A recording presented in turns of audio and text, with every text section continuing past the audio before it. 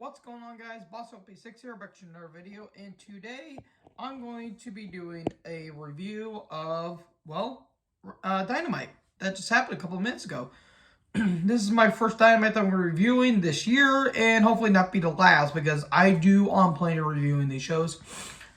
And, yeah, this was a pretty solid Dynamite. There was a couple clunkers and a couple things I didn't care about, but there's a very good feel-good return, and a pretty fun matches here and there. But overall, what did you guys think about the show down in the comment section below? We start off with the return of Jan Maxley. I apologize for butchering that, but I just had to do it. Jan Maxley returns after being gone in rehab for a few months, and in all honesty, very glad to hear that Jan Maxley doing okay. I hope him and his wife Renee Young are doing well, and their daughter too. Glad that Moxley's in a better place now, hopefully. And this was a very good promo. This was a very emotional promo. This talks about how, it basically, Jon Moxley just talks about having a dream and having these demons follow him. And he's like, well, guess what? I'm not going to have any demons follow me. And, remember being, on a plane, doesn't know where he was at. He talks about going down a dark path, and he says hell's not fun, but he wants to thank everyone that's been there for him, and we have been there for Jon Moxley. Some of them, even though I'm not a deathmatch guy, he put his body through a lot of stuff, but we are glad that he is doing okay. He says he's back, he's hungry, he wants blood, and that's there you go.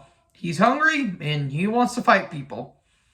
Good stuff. This is a great way to start off Dynamite. Anyways, then we do a run card down of what's going to be happening later on. MJF and Wardlow are backstage. And, MJF says that, Wardlow didn't get the job done. This is like the recurring theme. He praises him, and then he knocks him. It's Wardlow's birthday today. For a present, I'm going to have to say I'm sorry. But I'm going to have to dock your pay. But once you start winning matches again, you'll get your pay up again. Okay, again, they're teasing tension, all that stuff. And he's talking about how he's going to be on commentary for Punk versus Spears tonight. About that. Oh boy, then we got Adam Cole and Britt Baker versus Orange Cassidy and Chris Statlander. These four are very good competitors. Yes, Orange Cassidy's very good. The gimmick is terrible. I couldn't have cared less about this match. I get it, what they're trying to do. But my God, this went on for way too long. Statlander's improving. Britt Baker is awesome. This is how Adam Cole's going to be spending the rest of his time in AEW after leaving NXT. I get it. He wants to spend time with his friends with the Young Bucks. But he's going to be having a feud with Orange Cassidy. Really? He's over with the crowd. I can't deny that. I just don't like the character. There were some good spots here and there, but they were few and far between, and the match went on for too long. They do the whole hug thing outside the ring, and then Cole and Baker kissed, and I like how Excalibur said, "Sorry you had to see that, Tony." I thought that was pretty funny. And just, I didn't really care. I mean, yeah, there was some good chemistry, but overall, I just didn't care. There was a 450 on Cole and Baker. There was and then there's starting some emotion going on with Cassie. He's starting to get a little more angry. He goes over to the top rope to go to Cole that gets hit with a super kick. He kind of landed a little rough on the ramp. I hope he's okay. And then Cole goes for the Panama Sunrise, but Statlander pushes him out of the way. Cole thinks about hitting the Panama Sunrise on Statlander on the ramp, but Baker then hits a Destroyer of her own. Then Panama Sunrise to Cassidy, but we have a kick out. Wow! This match is still continuing. And then they both get a table, and then Cassidy goes to hit the whole orange punch, but Cole moves out of the way. But Baker, who was on the apron, gets knocked off through the table Big low blow from Cole, and a last shot, 1, 2, 3, and Cole's mad. This feud is not going to end, though. More on that in a little bit. So, yeah, Cole and Baker win. Then, Alex Marvez and Jericho, Santana Ortiz backstage talking about the 6-man tag that they're going to be having on Rampage against Daniel Garcia in 2.0. Actually, it's not on Rampage, it's at Beach Break, I'm sorry. And talks about Eddie Kingston being attacked. And, Jericho says, I don't really care about Kingston. And Santana Ortiz is like, well, we do. And I'm like, and do you really truly have our back? Because if you did, we would be tag champions and all that stuff. They're teasing more tension between Inner Circle. To be fair, Guevara and Proud and Powerful are the only three good members of Inner Circle. Then you have Jake Hager, and then you have Jericho, who's been a washed old man for the past 14 years. So anyways, well, no, I shouldn't say 14. That's kind of unfair because Jericho's stride kind of faded away. 2017, basically? Jesus. So anyways, Cole's backstage. He wants a lights out match against Cassidy at Beach Break. Cool, we're having that match happen. Alright, then we get a Spears and a CM Punk video package talking about how we got here. Okay, then we get Spears versus Punk. MJF shows up. He gets on commentary. The match literally goes like 5 seconds. Punk hits that unique little neck breaker maneuver he tries to do, but it turns into a GTS. 1, 2, 3, and Punk wins. Thanks for coming, Sean Spears. You weren't much of anything, but here you are. Then MJF tries to sneak up on him. And then Punk grabs him by the scarf, but MJF flowers away, or, fiddles away. Okay, keep this up. Keep this up. Save this to the pay-per-view, and then you'll have some good stuff on your hands. Then, Billy Gunn's backstage, and Christian Cage shows up, and, Billy Gunn's talking about how his sons, Colton and Austin, they're, ranked number 5 in the tag division, and they want a tag title shot. And Cage says he knows that, but when the time is right, they'll have their title match. And,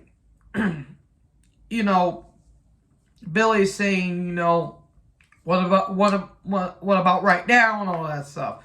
But then Austin and Colton attack, and there you go. We're going to get Christian Cage versus Billy Gunn in 2022. Hooray! Anyways, oh boy, and it gets better from here. Cody arrives. Boo! He gets a ladder. Good Lord, this promo was so ego-stroking. And it wasn't as bad as the whole Independence Day, We Like America, the patriotism promo that he cut on Anthony Ogogo. But my God, this was so ego-stroking. If people don't get that, that's fine. I just felt like it was ego-stroking. The whole point of this promo was to set up Sammy Guevara versus Cody Rhodes in a ladder match for the TNT title to be the Undisputed Champion. Just say that. You don't have to go from your ass to your elbow to discuss why you built this company, why you won't turn heel, and why are you still here. Seriously, dude. Just make it short, straight to the point. And you bash Triple H for making 20-minute promos. That is so hypocritical of you, Cody. Jesus Christ almighty. Anyways, the promo went about 10 minutes, and I managed to summer it down in about 2 seconds. Okay, so Anna Jay, Jay Cargill, John Silver, and Smart Mark Sterling are backstage. It's gonna be Jay Cargill versus Anna Jay for the TBS title on Rampage. Okay. Don't let Jay talk.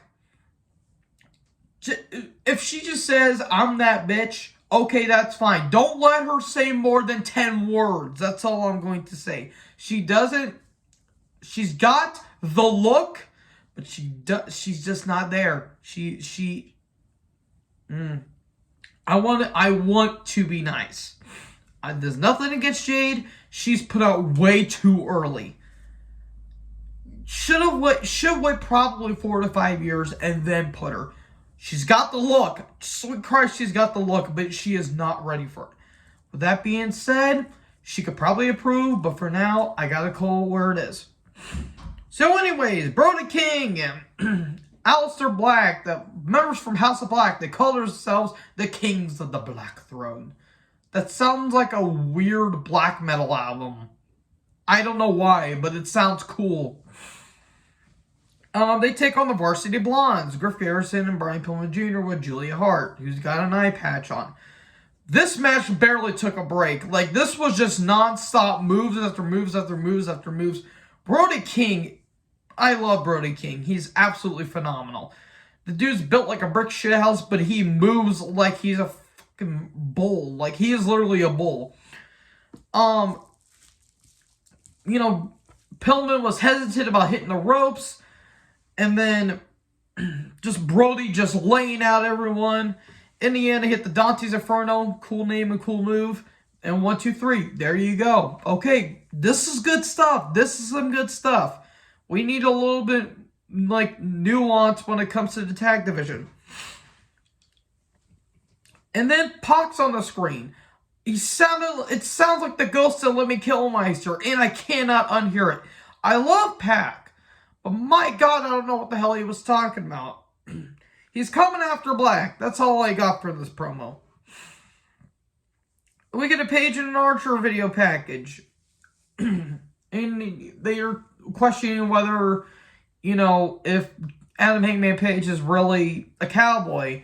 And then he said Bob Orton didn't, you know, go on the road for 8 days and come back just to milk a few cows. That was good. Anyways, Brandon Cutler's backstage. Yay! We need more Brandon Cutler on our AEW television. Roppongi Vice are there. It's Trent and Rocky Romero. It was supposed to be the Bucks, but they show up and they're going to be facing the Bucks on Rampage because apparently everyone from New Japan 2017 liked their IWGP Junior Heavyweight Tag Title feud so much, they want this back. Nobody does, but we're giving it to you anyway. We got to give the people what they want. Cool, I don't care. Anyways, Frankie Kazarian versus Lance Archer. Archer basically took over for most of the match. Remember when Frankie Kazarian came in, he seemed like he was going to get a feud with Omega and the Elite, and now he's just treated to basically nothing? Thanks for coming in, Kaz. You're a part of SCU. We broke them up. Now Ethan Page and Scorpio Sky are our team now. Scorpio Sky left the team to go be part of another team. Christopher Daniels is doing his own thing. Excuse me. And now Frankie Kazarian is basically lost in the shuffle. Congratulations. Yeah, it was basically a mauling. Kazarian got in some few shots, but in the end, choke slam, and then the helicoaster, and then the blackout, which not gonna lie, I'm not a big fan of the blackout. Like, if he does it like a different maneuver, then that's fine. Just when he held them up like a reverse Razor's Edge and then he slams him down, I don't know. I'm just not a fan of it. With that being said, Archer gets the win. Tony Schiavone's in the ring, and then Dan Lambert, he talks about, you know, Toy Story and hand jobs and what was his promo about. I don't really remember what he talked about. I should have written it down, but look, the sheepish lion, Dan Lambert, passionate wrestling fan, he can cut some pretty damn good promos. And Archer says, I'm tired of this cowboy shit, and he's gonna put an end to it. And he goes to choke slam Kazarian on a chair on a ramp, which I don't know how that works. And Page comes down. They have a brawl. He goes for the buckshot lariat.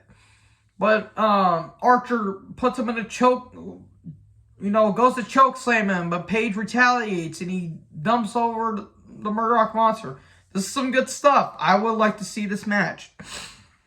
So anyways, Dante Martin, Lee Moriarty, and Matt Sydal are backstage talking about how they have Dante's back until Darius comes back. Darius is going to get jealous, and him and Dante are going to be having a feud, or they're going to team up, and they're going to go up against Moriarty and Sydal. And they're talking about Team Taz and all that stuff. Starks and Hobbs and Starks are backstage, and they said they're assassins. You got to watch every corner. Okay? Then Statlander, Red Velvet, and Layla Hirsch are backstage. And Red Velvet says it wasn't her fault, and then Layla Hirsch just attacks both of them. Okay, it's going to be Velvet and Hirsch on Beach Break next week. Then we get Sky Blue versus Serena Deeb. Man, if only Serena Deeb would marry people that would not fiddle children. Well, not fiddle, sleep with minors. In case you don't know, Serena Deeb is married to Marty Scurll. Yeah, I used to like Marty Scurll too, and now he's an idiot. Anyway, Serena Deeb is good, but again, she should really, watch who she marries. Let's just say that. Anyways, Sky Blue just gets the piss beat out of her, and Deeb hits the Serenity on, bends her leg back. That looked pretty brutal, and Deeb wins. Okay. Paige Sky Lambert are backstage. Paige is going to be taking on Jan Maxley on Rampage. Okay. Hook video package. He is seriously hyped, and I have seen a little bit of his stuff. The kid's legitimate. I was very skeptical about it, but he exceeded a lot of expectations, and he is over as hell with the crowd. Rampage card rundown. Then I'll do a rundown on Beach Break. Then we cut to commercial, and Sammy Guevara's cue cards. He talked about how the beach is an escape and it's relaxing. But coming this Wednesday, you took what was mine, Cody. It's going to be 2 champions, 2 ladders, but 2 champions, but 1 winner, and I'll take my title back. I'm not going to be the vlog Sammy. It's going to be the new Sammy. Okay. Matt Hardy and Andrade and Hardy family office is backstage. Andrade and Hardy are now going to be co-partners. Hooray! Ow. Ow. I'm sorry for that. Yay! No one cares. The Acclaim vignette. They, pretend to be Sting and Darby. That was actually some pretty good stuff. A couple lines from Caster. He says, we're black and white. We don't need face paint. That was actually kind of funny. And then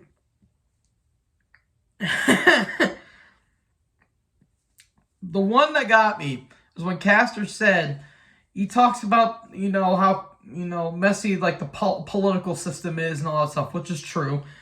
And then he says he's got Sting looking bad like Starrcade 97. Ooh, that's good. That's really good. I don't remember what he fully said, but that part really got me because that is so true. If you don't know what happened, just look up and just read up what happened because I don't have time to talk about it. But anyways, it's the Acclaim versus Darby Allin and Sting. The Acclaim attack. They, attack Sting and then they wrap a chair around Darby's neck and just sling him into the post. Darby's going to kill himself. And he's not going to live to the age of 35 if he keeps doing this stuff. So he's taken out. Now it's a 2v1. At one point, Sting's face paint, was all over Bones' chest, which was kind of funny to me. Then Bones uses a boombox, and then they go to do something with Sting on the steps, and Darby literally comes out of nowhere, basically spears Caster.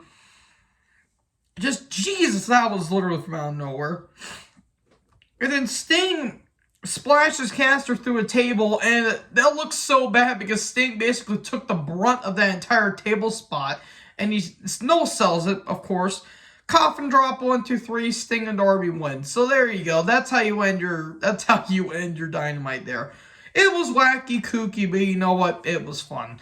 Anyways, let me know in the comment section below what you guys thought about this episode of AEW Dynamite, and I'll be doing more in the whole, in the future, hopefully. So anyways, make sure to like, comment, subscribe, join the herd. I'll talk to you guys next video. Peace out.